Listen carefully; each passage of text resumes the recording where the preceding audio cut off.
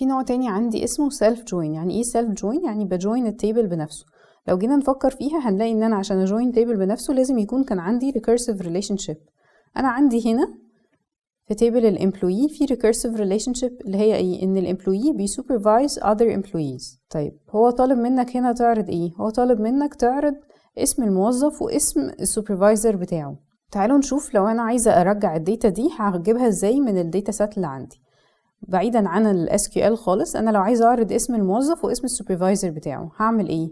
هروح مثلا على الموظف ده واشوف رقم السوبرفايزر بتاعه كام، وهاخد الرقم بتاع السوبرفايزر ده واروح تاني نفس الجدول ادور فيه على الرقم واشوف الاسم المقابل ليه.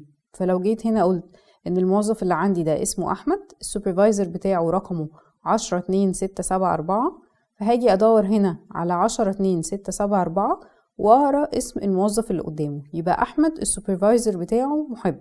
ازاي بقى اترجم ده على SQL؟ هاجي في السلكت وابدا اكتب اسامي الكولمز اللي انا عايزه اعرضها.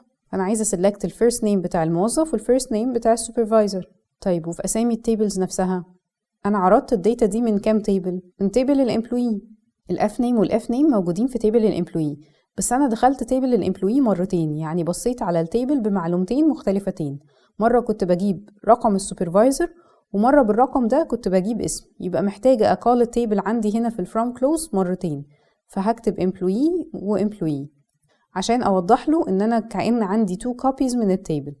طيب انا هنا عندي نفس المشكله بتاعه ان اسم الكولم ده متكرر مرتين، ما انا عندي نفس الكوبي من التيبل مرتين، فاي اسم كولم هستخدمه هيبقى عنده الايرور اللي اتكلمنا عليه من شويه. احنا قلنا ان احنا بنحل الايرور ده ان انا اعمل alias للتيبل واوضح كل كولم من دول جاي من انهي كوبي. فهسمي هنا كوبي عندي S واعتبر ان دي النسخه اللي فيها الداتا بتاعه السوبرفايزر، وهسمي كوبي عندي هنا E وهعتبر ان دي النسخه اللي فيها الداتا بتاعه الامبلوي. فانا بقول انا هنا عايزه اعرض الداتا بتاعه الامبلوي وهنا عايزه اعرض الداتا بتاعه السوبرفايزر.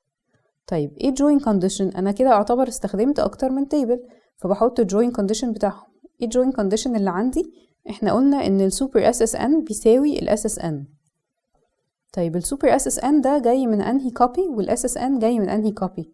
احنا قلنا ان احنا بنبص على السوبرفايزر بتاع الامبلوي. طيب انا هنا بقول ان السوبر SSN ده جاي من الكوبي بتاعه الامبلوي، وبعدين رحت خدت الاي دي ده ودورت فيه في الاس اس ان وقريت اسم السوبرفايزر، يبقى الاس اس ان ده كمان بيخص السوبرفايزر. فهكتبها بالشكل ده، والريزلت سيت عندي هتبقى كده e.fname ده اللي هو الامبلوي بتاعي احمد، السوبرفايزر بتاعه محب، ومحب السوبرفايزر بتاعه احمد، في اختلاف ما بين ده وما بين ده.